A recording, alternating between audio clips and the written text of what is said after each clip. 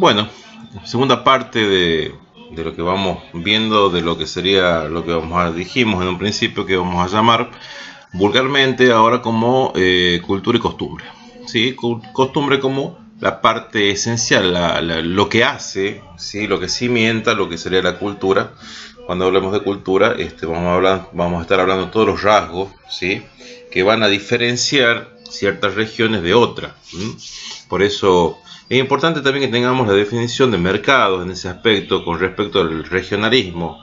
Mercados objetivos, ¿no? O sea, un mercado objetivo es aquel mercado que yo deseo o considero promisorio para poder vender mis productos. Y bajo ese contexto, en esa venta, la rentabilidad mía puede seguir o no siendo la misma, pero es indudable que va a acrecentar mis riquezas.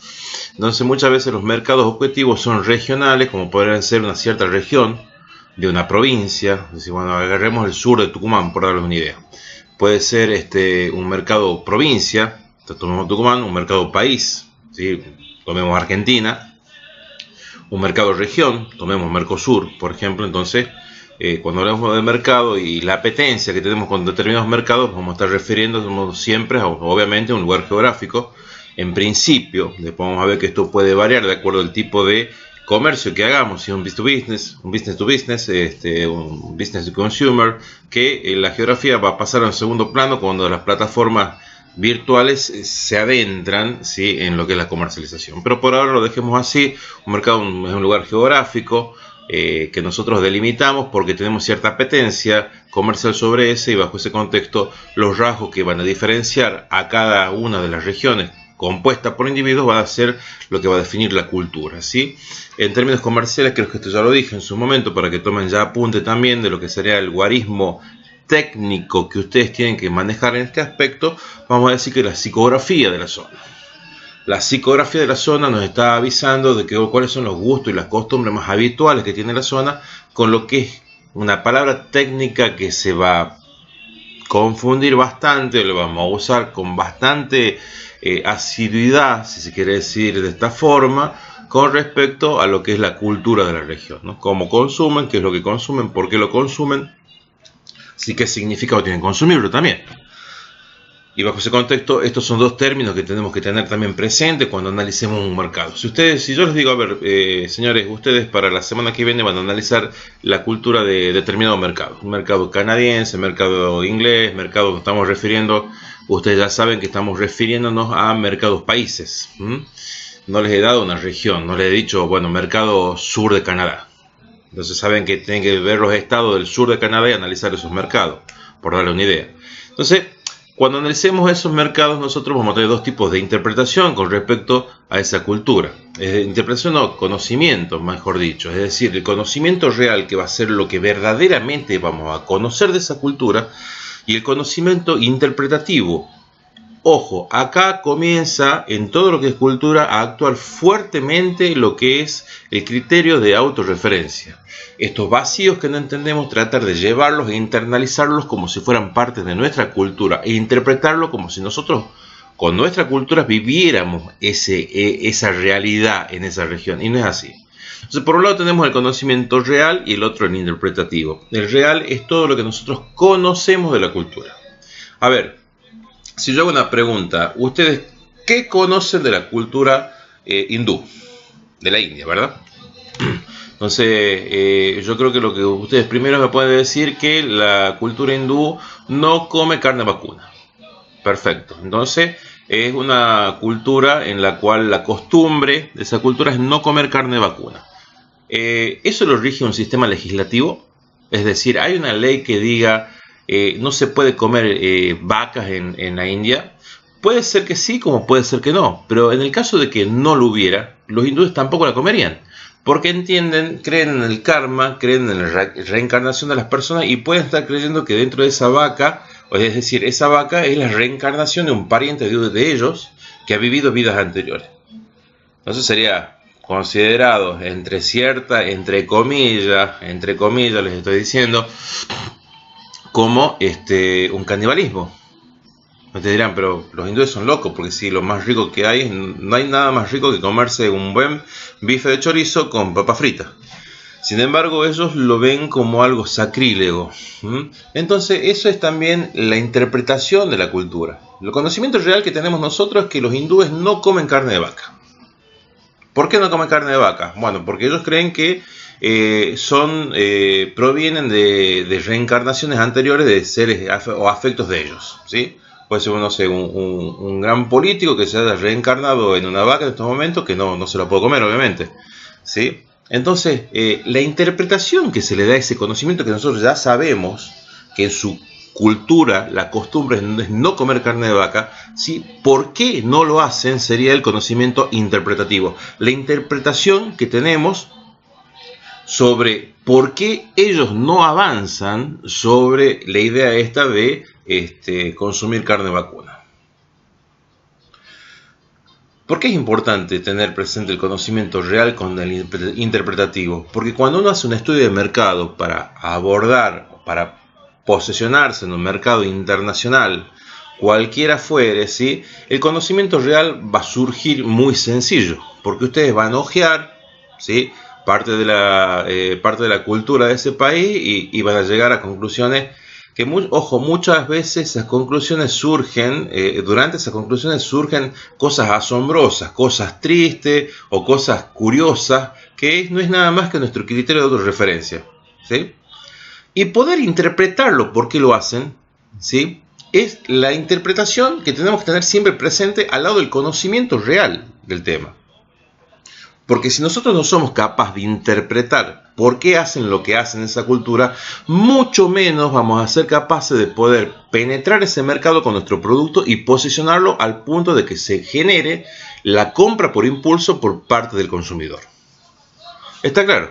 Entonces, el tema es bien sencillo. Conocer la cultura no es lo mismo que interpretarla, ¿sí? Necesitamos, en realidad, al margen de conocerla, también interpretarla para estar en condiciones de analizar la posibilidad o la potabilidad de ese mercado para ser abordado comercialmente.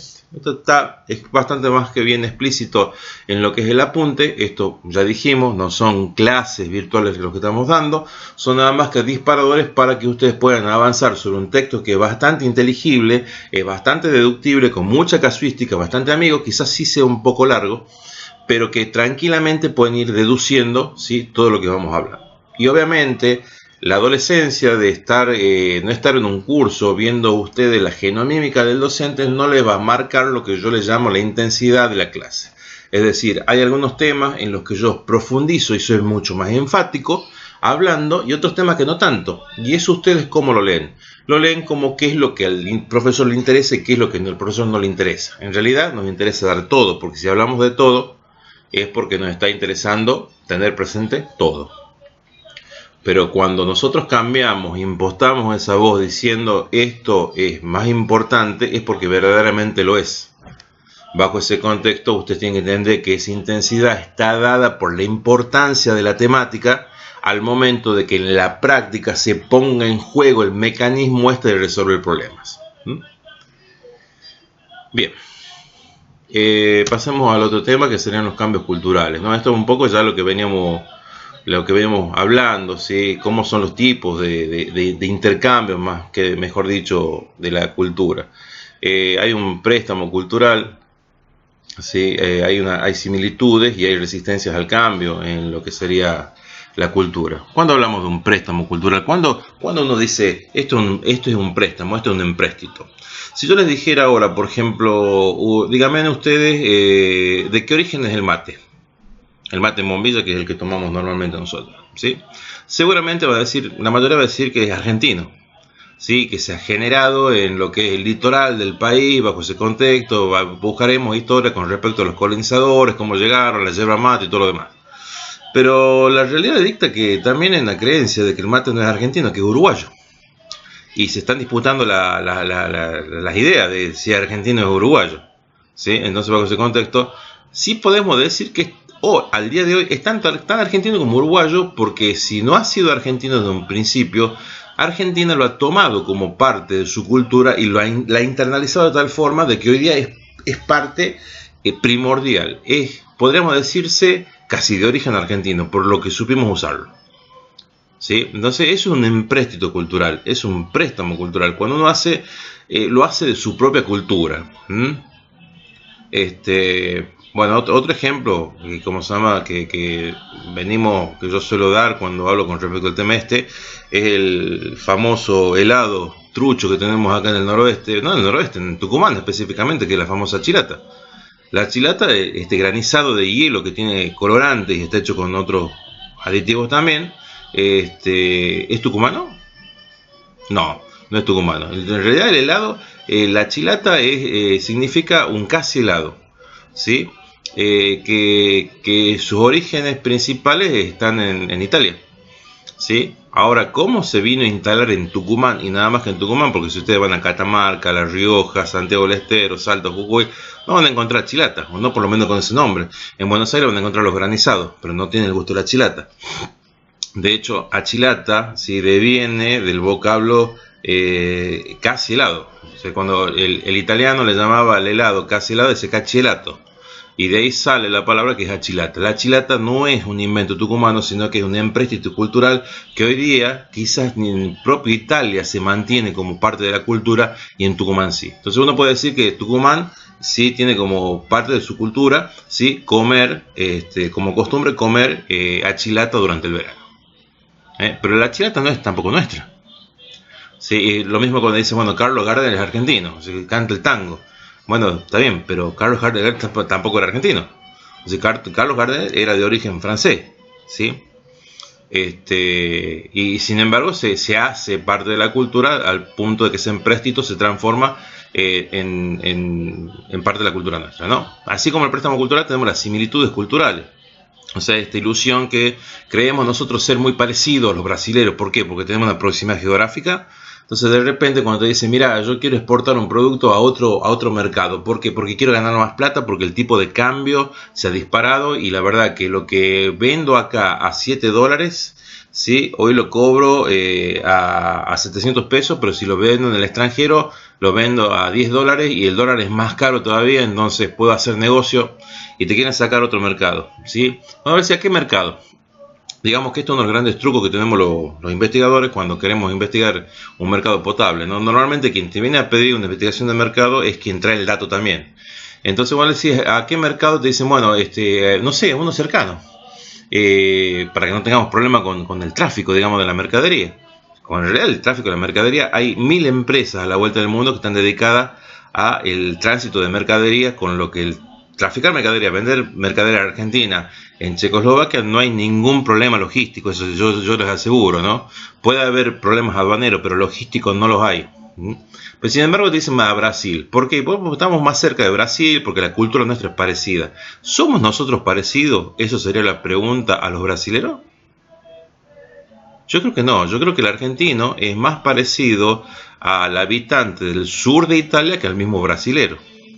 El brasilero es más parecido a la gente de la costa, vendría a ser oeste de España, sí, que al mismo argentino. Entonces, bajo ese contexto, las corrientes migratorias que fueron dándose a raíz de los diferentes conflictos bélicos, principalmente hablando, a la vuelta del mundo, han sido lo que ha llevado que estos inmigrantes vayan a nuevas fronteras, a nuevos países, a nuevos territorios, y que también lleven su cultura. Esa cultura se enraizó en la zona y pasó a ser parte de la raigambre. Bajo ese contexto, nosotros los argentinos somos más parecidos a la gente del sur de Italia que al mismo brasilero. Entonces, si por ahí a lo mejor uno está pensando que exportar mercadería por capturar un mercado comercial como el brasilero es bueno porque hay proximidad, porque somos parecidos, porque nos gusta ir a veranear a Brasil, y estamos equivocados, ¿sí? Porque esa es la ilusión. Las culturas tienen que ser parecidas en la medida que nosotros podamos detectar de qué origen son las culturas, ¿sí? Es decir, de dónde las corrientes migratorias han ido llevando a la vuelta del mundo a asentarse en nuevos lugares, culturas del viejo continente, más que nada, ¿no? Y bueno, también siempre hay una resistencia al cambio, ¿no? Siempre ustedes podrán ver que hoy que todos los chicos quieren festejar el Halloween, que es la fiesta esta que tiene la cultura estadounidense con el famoso truco o de treta o truco, ¿sí? Que para los chicos es un juego, no deja de ser un juego en la cual el premio es juntarse con muchos caramelos, que se quiere practicar a toda costa también en Argentina.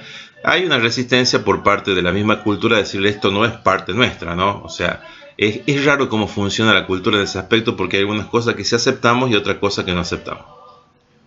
¿Cómo sería esto? Por ejemplo, negar el tema de que el Halloween no es una cultura nuestra, pero la misma persona que niega a muerte de que se festeje un Halloween en Argentina es la que a fin de año te termina diciendo, o le termina diciendo a tu hijo, ¿qué te trajo el Papá Noel?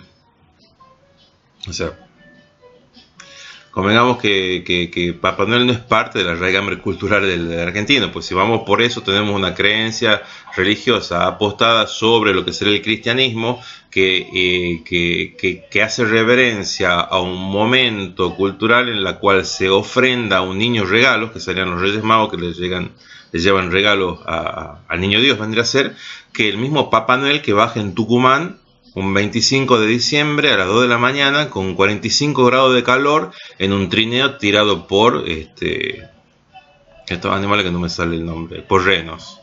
¿Sí? Entonces también hay resistencias al cambio que uno uno va a notar. Es en aspectos groseros estamos hablando, ¿no?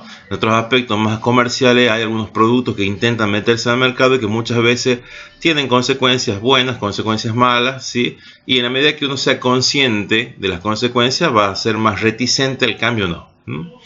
Si de repente, ahora que estamos, esto pasó, ¿no? Con el tema de la tecnología de los aparatos, de los teléfonos, pasamos de la tecnología TDMA, CDMA en su momento a la tecnología 2G, 3G, que dijeron, bueno, es un cambio brutal, pero había que cambiar todas las antenas, los dispositivos. En realidad la campaña venía dada no por un cambio de tecnología, sino por una innovación en la parte de aparatos, de la cual ya vamos a hablar, en la cual esa innovación requería grandes cambios, grandes inversiones, pero prometía también un cambio en el mercado, que en ese caso, si pasamos al próximo punto, era planeado, ¿sí? En donde la población iba a tomar ese cambio, ¿sí? A favor por las ventajas que se vendían con respecto a la tecnología 3G.